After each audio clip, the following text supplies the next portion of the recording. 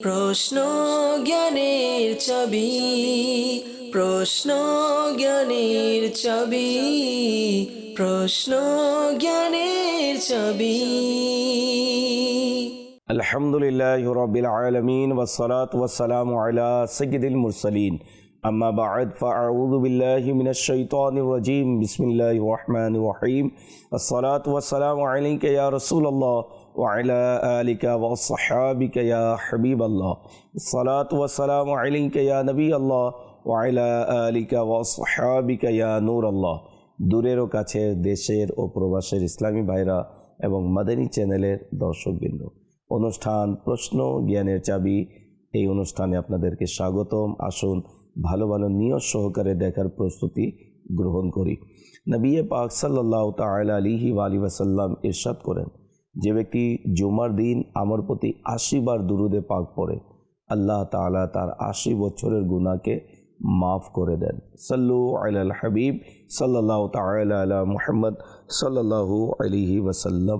মাদানী চ্যানেলের দর্শকবৃন্দ, অনুষ্ঠান প্রশ্ন জ্ঞানের চাবি, এই অনুষ্ঠান আপনাদের প্রশ্নের মাধ্যমে সাজানো হয়েছে। টিভি স্ক্রিনে নাম্বার দেখানো হচ্ছে, অবশ্যই আপনারা কল করে নিজের প্রশ্ন রেকর্ড করিয়ে দিন। ইসলামী বোনের আমাদেরকে কল করবেন না, তবে SMS এর মাধ্যমে আপনারা প্রশ্ন পাঠিয়ে দিতে পারেন। ফেসবুক এবং ইউটিউবের মাধ্যমে যারা দেখছেন তারা কমেন্টসের মাধ্যমে প্রশ্ন পাঠিয়ে দিতে পারেন। আমরা যাব আপনাদের প্রশ্নের দিকে। আলহামদুলিল্লাহ, পূর্বের ন্যায় আজকেও দারুল ইফতা আহলে সুন্নাতের মুফতি শফিক আত্তারি মাদানী দামাত বারকাতুহুল আলিয়া আমাদের সাথে রয়েছেন। মুফতি সাহেব বিভিন্ন প্রশ্নের উত্তর প্রদান করবেন। জি, প্রশ্ন চালিয়ে দিন। আসসালামু আলাইকুম রহমতুল্লাহ। ওয়ালাইকুম আসসালাম রহমতুল্লাহি ওয়া বারাকাতুহু। আমার নাম মোহাম্মদ আল আমিন রেজা। হুজুরের কাছে আমার একটি প্রশ্ন, এক সূরা এক রাকাতে কয়েকবার পড়তে পারবে কিনা মেহরবানি করে জানিয়ে দিলে খুশি হব। জি মুফতি সাহেব, কি বলবেন এই বিষয়ে একটু বিস্তারিত বলুন। একই রাকাতে একই সূরা বারবার পড়া, তো যদি আপনি নফল নামাজ আদায় করে থাকেন তখন এটা জায়েজ। যেমন কেউ সূরা ফাতিহা পড়ল, অতঃপর 3 বার কুল শরীফ পড়ে নেন অথবা অন্য কোনো সূরা, তো একই সূরা তিনি পড়লেন, পরবর্তী রাকাতে আবার সেই সূরা পড়লেন, তো নফলের ক্ষেত্রে অসুবিধা ছাড়াই এটা জায়েজ। যদিও বা ফরজের ক্ষেত্রে এটি মাকরুহে তানজি, ফরজের ক্ষেত্রে এটি মাকরুহে তানজি এক সূরা বারংবার পড়া, কিংবা একই সূরাকে একই রাকাতে 2 বার পাঠ করা। তো ফরজের ক্ষেত্রে এই আমল করবেন না। বাকি নফল হিসেবে আপনি পড়লে তো আপনি নফলের মধ্যে একেবারে এমনটা করতে পারবেন, একই সূরাকে বারংবার পড়তে পারবেন, আর উভয় রাকাতেই একটি সূরা পড়তে পারবেন। যদিও বা ফরজের ক্ষেত্রে এটি মাকরুহে তানজি, কিন্তু তাতেও নামাজ হয়ে যাবে, এমন নয় যে এতে নামাজ হবে না, বরং মাকরুহে তানজি আমল উত্তম হচ্ছে আপনি এইভাবে পড়বেন না, বরং আলাদা আলাদা সূরা পড়ুন, আর এক রাকাতে একটি সূরা পড়ুন, একই সূরাকে বারংবার পড়বেন না। মাশাআল্লাহ, অত্যন্ত সুন্দরভাবে মুফতি সাহেব উত্তর প্রদান করেছেন। জি, পরবর্তী প্রশ্ন চালিয়ে দিন। আসসালামু আলাইকুম রহমতুল্লাহ। ওয়ালাইকুম আসসালাম রহমতুল্লাহি ওয়া বারাকাতুহু। আমার নাম মোহাম্মদ সাকিব হোসেন। হুজুরের কাছে আমার একটি প্রশ্ন, যদি প্রথম রাকাতে সূরা নাস তেলাওয়াত করে নেয় তাহলে দ্বিতীয় রাকাতে কোন সূরা পাঠ করবে? জানিয়ে দিলে অনেক উপকৃত হতাম। জি মুফতি সাহেব, কি বলবেন এই বিষয়ে একটু বিস্তারিত বলুন। যদি কোনো ব্যক্তি প্রথম রাকাতে সূরা নাস পাঠ করেন, তখন তার জন্য হুকুম হচ্ছে দ্বিতীয় রাকাতেও তিনি সূরা নাস পড়বেন, দ্বিতীয় রাকাতেও সূরা নাস পড়বেন। কেননা যদি সে সূরা নাসের পেছন থেকে কোনো সূরা পড়েন, যেমন সূরা ফালাক, সূরা ইখলাস, সূরা কাফিরুন কিংবা অন্য কোনো সূরা, তো এটা নিয়মের পরিপন্থী বলা হবে। আর কোরআনে মাজিদ ধারাবাহিকতার বিপরীতে পড়া এটি গুনাহের কাজ, মাকরুহে তাহরিমি, আর এতেও নামাজ হয়ে যাবে। সাহসিস দেওয়া আবশ্যক নয়, কিন্তু এই আমল মাকরুহে তাহরিমি গুনাহের কাজ, যে ইচ্ছেকৃত নিয়মের পরিপন্থী কোরআন পাঠ করেন, অর্থাৎ প্রথমে সেই পরবর্তী কোনো সূরা পড়ল, তারপরে পেছন থেকে পড়তে লাগলো, যেমন প্রথমে 30 নাম্বার পড়ল, দ্বিতীয় রাকাতে সে 29 নাম্বার সূরা পাঠ করতে শুরু করলো, 26 কিংবা 25 নাম্বার। তো এই পদ্ধতি জায়েজ আমল নয় যদি ইচ্ছাকৃত করে থাকেন। হ্যাঁ, যদি মুখ থেকে বের হয়ে গেছে কিংবা ভুলে মুখ থেকে পেছনের কোনো সূরা বের হয়ে গেছে, তাহলে সেটা পড়বে, ছাড়বে না। এখন যদি সূরা নাস তিনি পড়ে নেন, তো দ্বিতীয় রাকাতেও সূরা নাস পড়বেন। আচ্ছা, নফলের মধ্যে তো কোনো ধরনের কোনো নিষেধ নেই, ফরজের ক্ষেত্রে এটি অবশ্যই মাকরু। যে একই সূরাকে 2 রাকাতের মধ্যে বারবার পড়া এটা মাকরু, কিন্তু মাকরুহে তানজি। কোরআনের ধারাবাহিকতা ব্যতি রেখে কোরআন পড়া এটা মাকরুহে তাহরিমি, আর বারংবার একই সূরা পড়া এটি মাকরুহে তানজি। যখন উভয় বিষয়ে ব্যক্তি লিপ্ত হয়ে গেল তো সেটা ইখতিয়ার করুন যার হুকুম হালকা রয়েছে। এজন্য মাকরুহে তানজিহির আমল ঠিক রয়েছে, অর্থাৎ এই সূরায় পড়ুন, অর্থাৎ এখানে হুকুম হচ্ছে এই সূরা পড়ার, কিন্তু ধারাবাহিক নিয়মের পরিপন্থী অর্থাৎ তার পূর্বের কোনো সূরা এটা এইভাবে পড়বেন না। তো সার সংক্ষেপ হচ্ছে, চাই আপনি নফল পড়ুন কিংবা ফরজ পড়ুন, যদি প্রথম রাকাতে সূরা নাস পড়েন তো দ্বিতীয় রাকাতেও আপনি সূরা নাস পড়ুন, আর এইভাবেই আপনি আপনার নামাজকে পরিপূর্ণ করুন। জি, পরবর্তী প্রশ্ন চালিয়ে দিন। আসসালামু আলাইকুম রহমতুল্লাহ। ওয়ালাইকুম আসসালাম রহমতুল্লাহি ওয়াবারাকাতুহ। আমার নাম মোহাম্মদ আশরাফুল ইসলাম। হুজুরের কাছে আমার একটি প্রশ্ন, রক্ত দেওয়া কি হারাম? যদি কারোর একান্তই রক্তের প্রয়োজন হয় তখন ওই ব্যক্তির কি করণীয়? প্রয়োজন উপকৃত হতাম। জি, মুফতি সাহেব কি বলবেন এ বিষয়ে? কেউ যদি কাউকে রক্ত দেয়, শরীয়ত এর বিষয়ে কি বিধান আমাদেরকে দিয়েছে, কি দিক নির্দেশনা দিয়েছে, একটু বিস্তারিত বলুন। প্রয়োজনে কাউকে রক্ত দেওয়া এই বিষয়টি হারাম নয়, দেওয়া জায়েজ। বরং অনেক সময় মানুষ রক্তের বেচা কিনা করেন, এটা হারাম। রক্ত এমন একটি বস্তু যা না বিক্রি করতে পারবেন না ক্রয় করতে পারবেন, কিন্তু যদি কোনো ব্যক্তি বাধ্য হন ওনার রোগীকে রক্ত দিতে হবে আর দেওয়ার মতো কেউ নেই আর তার রোগীর জীবন বাঁচাতে হবে, সেক্ষেত্রে তিনি ক্রয় করার মাধ্যমেও রক্ত দিলে এটা জায়েজ। এই ক্ষেত্রে ক্রয় করাটা জায়েজ রয়েছে, কিন্তু বিক্রেতার ক্ষেত্রে এই মূল্য এটাও খারাপ উপার্জন। এভাবে রক্ত বিক্রি করা এটা জায়েজ নয়, এটি হারাম কাজ। এটা হলো প্রয়োজনের ক্ষেত্রে ক্রয় করার বিষয়, কিন্তু ফ্রি কিংবা সাধারণ ক্ষেত্রে অনেক সময় এমন হয় মানুষ ক্যাম্প তৈরি করেন, মুসলমান তাদের ভাইদের জন্য রক্ত দেন, থ্যালাসেমিয়া রোগীর জন্য রক্ত দিয়ে থাকেন, অন্যান্য রোগীর ক্ষেত্রেও দেন। দাওয়াত ইসলামীয় ব্লাড ডোনেশনের নামে এইভাবে বিভিন্ন এলাকায় ক্যাম্পেইনের মাধ্যমে রক্ত দিয়ে থাকেন এবং সেই রোগীদেরকে সেবা দিয়ে থাকেন। তো রক্ত দেওয়া এটি জায়েজ, আর এর মাধ্যমে কারো প্রাণ বাঁচানো, কারো জীবন বাঁচানোর ক্ষেত্রে সেই ক্ষতি থেকে বাঁচিয়ে নেওয়া এটা গুরুত্বপূর্ণ একটি জিম্মাদারি। তো অবশ্যই রক্ত দিতে পারবেন। এখানে আমি একটি মাসালা আরজ করব। রক্তের ব্যাপারে আমরা শরীয়তের হুকুম বর্ণনা করছি। অনেক সময় লোক নিজের অঙ্গ ডোনেট করে থাকেন। অনেকে বলেন যে আমি চোখ দিয়ে দিব, কলিজা, হৃৎপিণ্ড ইত্যাদি এগুলো দিয়ে দিব। এটা জায়েজ আমল নয়, কেননা যা আমাদের শরীরের অংশসমূহের মধ্যে কোনো অংশ হয়ে থাকে তো সেগুলো আমরা দিতে পারবো না। রক্ত এমন জিনিস যা নতুন তৈরি হতে থাকে, আসতে থাকে, নতুন তৈরি হতে থাকে, এরপরে আর বাড়বে না এমনটা নয়। এখন কেউ কিডনি দিলেন, কিডনি দেওয়ার পরে তো তার শরীরে আবার কোনো নতুন কিডনি আসবে না। লিভার দিলে নতুন কোনো লিভার তো আসবে না।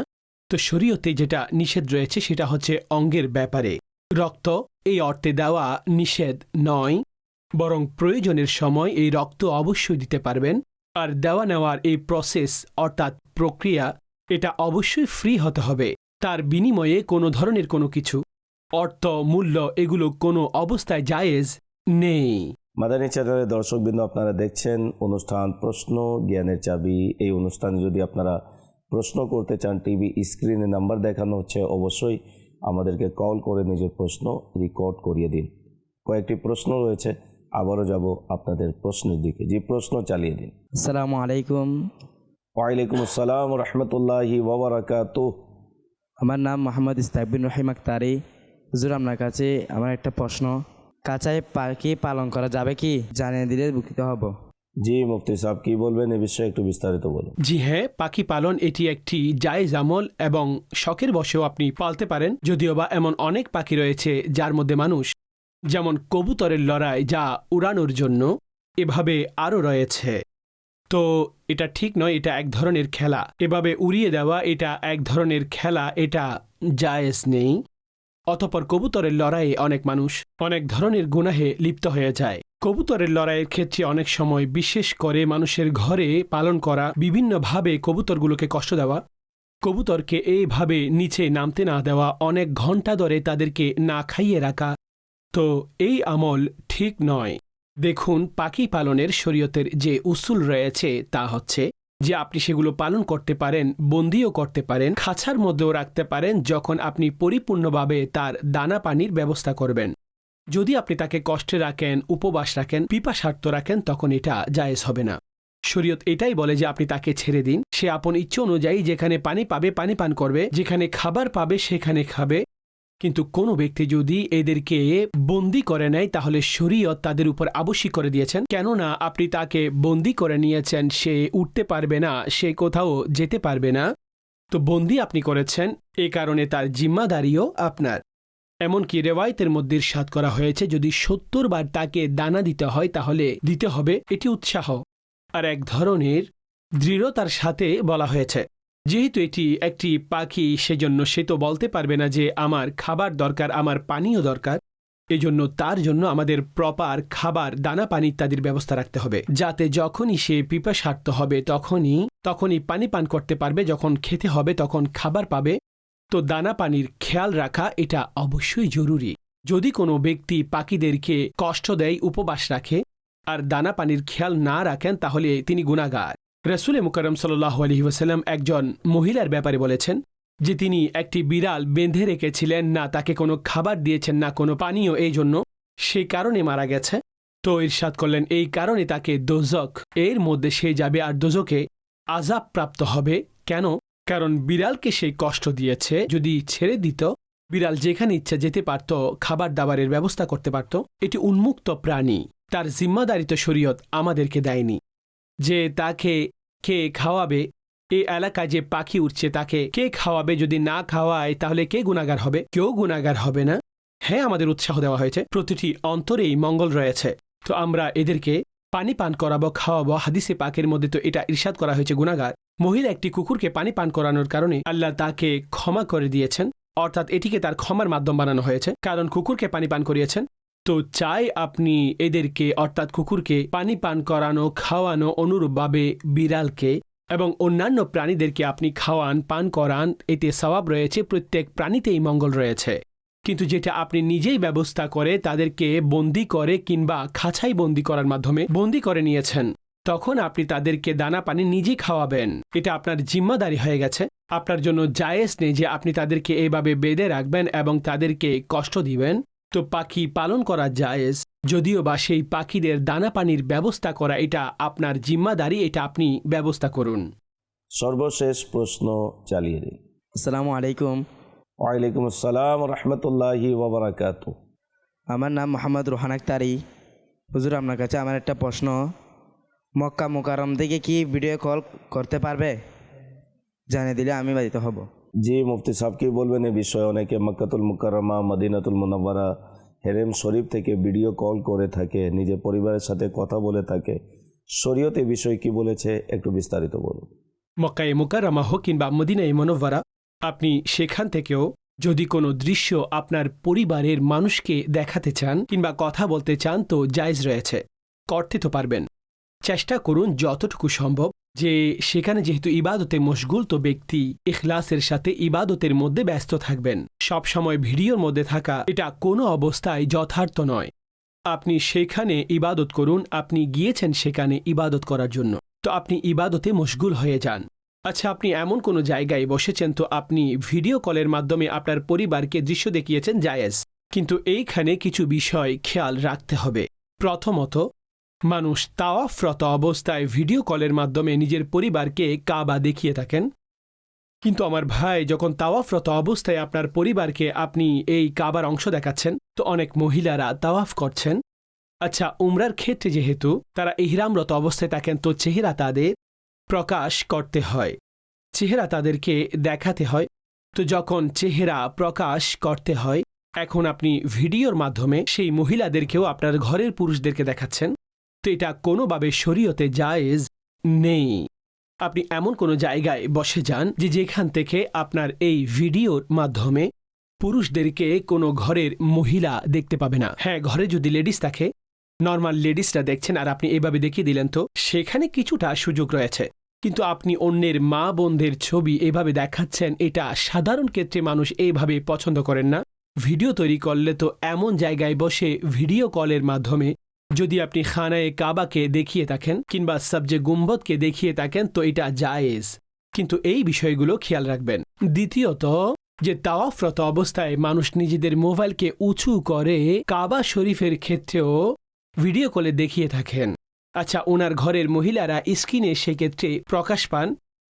আচ্ছা, তারা এইখানে কেউ ব্যাডের উপর বসে আছেন, কেউ অন্য কোনো অবস্থায়, মাথায় কাপড় আছে কি নেই, আর সেই অবস্থায় আপনি তাদেরকে কাবা শরীফ দেখাচ্ছেন, কিন্তু আপনার ঘরের মহিলারা পেছনে যতজন পুরুষ আসছেন তাদেরকে তারা দেখতে পাচ্ছেন। তো এই বিষয়গুলো আপনাদেরকে খেয়াল রাখতে হবে, এই সতর্কতার সাথে যে যেন আপনার ঘরের মহিলারাও অন্য কোনো পরপুরুষকে ভিডিওর মাধ্যমে দেখতে না পায়, না সেখানকার কোনো মহিলাদেরকে আপনি আপনার ভিডিওর মাধ্যমে এখানকার পুরুষদেরকে দেখাবেন। এই বিষয়গুলো খেয়াল রাখবেন। তৃতীয়ত, খানায়ে কাবাকে পিঠ পিছনে রেখে ভিডিওর জন্য, সেলফির জন্য গুম্বদ শরীফকে পেছনে রেখে, তো এটা কোনোভাবেই ঠিক নয়। এক ধরনের বেয়াদবির আওতায় চলে আসে এই ব্যবহারগুলো। তো আপনি সেই অ্যাঙ্গেলে থেকে যদি কোনো ছবি নিতে হয় তাহলে ছবি নিন যে আপনার পিঠ সেটা খানায়ে কাবার দিকে যেন না থাকে, আপনার পিঠ সেটা গুম্বদ শরীফের দিকে যেন না থাকে। এই পদ্ধতিতে আপনি বানালে তখন তো ঠিক আছে, কিন্তু আপনার পিঠ যদি খানায়ে কাবার দিকে থাকে কিংবা গুম্বদের দিকে থাকে আর এইভাবে আপনি ভিডিও তৈরি করছেন, তো এটা যথার্থ আমল নয়। এই সমস্ত বিষয়ে খেয়াল রাখতে হবে, এমন যেন না হয় যে ভিডিও কলিংয়ের সুবিধা ভোগ করতে গিয়ে ভিডিও কলিংয়ের মাধ্যমে অন্যান্য শর্তাবলী আপনি বাদ দিলেন, তো সে আহকামসমূহ আপন জায়গায় নির্ধারিত থাকবে। অত্যন্ত সুন্দরভাবে মুফতি সাহেব উত্তর প্রদান করেছেন। মাদানী চ্যানেলের দর্শকবৃন্দ, সময় হয়েছে আপনাদের থেকে বিদায় নেবার। যারাই আমাদেরকে প্রশ্ন পাঠিয়েছেন, প্রশ্ন করেছেন, আল্লাহ তাবারাকা ওয়া তাআলা সবাইকে ভালো সুস্থ রাখুক। ইলমে দিন শিখার অত্যন্ত সুন্দর ব্যবস্থা মাদানী চ্যানেল আমাদেরকে করে দিয়েছে। আমরা যেন সর্বসময় মাদানী চ্যানেলের সাথেই থাকি, ইলমে দিন অর্জন করতে থাকি। আল্লাহ তাবারাকা ওয়া তাআলা আমাদেরকে ইলমে নাফে দান করুক। আল্লাহ তাবারাকা ওয়া তাআলা আমাদেরকে ইলমে দিন অর্জন করার তৌফিক দান করুক। পরবর্তী অনুষ্ঠান দেখার আমন্ত্রণ জানিয়ে বিদায় নিচ্ছি। সাল্লু আলাল হাবিব সাল্লাল্লাহু তাআলা আলা মুহাম্মদ সাল্লাল্লাহু আলাইহি ওয়াসাল্লাম। প্রশ্ন জ্ঞানের চাবি, প্রশ্ন জ্ঞানের চাবি, প্রশ্ন জ্ঞানের চাবি।